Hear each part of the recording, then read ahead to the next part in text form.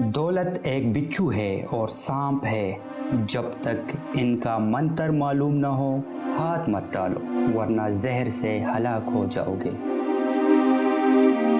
برا ہے وہ دوست جس سے تمہیں مانگنے کی حاجت پڑے یا اس سے کہنے کی ضرورت پڑے کہ مجھے دعا سے یاد رکھنا، یا اس کے ساتھ تمہیں اپنی روش میں خاطر او مدارت کرنی پڑے۔ جو بغیر سوچے سمجھے منہ سے بات نکالتا ہے وہ ضرور پیشما ہوتا ہے، اور جو سوچنے کے بعد بات کر نکالتا ہے وہ سلامت اور محفوظ رہتا ہے۔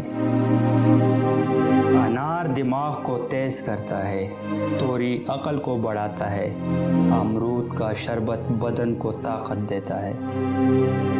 اشیاء نفیس میں سب سے زیادہ نافع جلیل القدر صحن ہے، اگر اس کی قوت نہ ہو تو کہنے والوں سے سننا چاہیے۔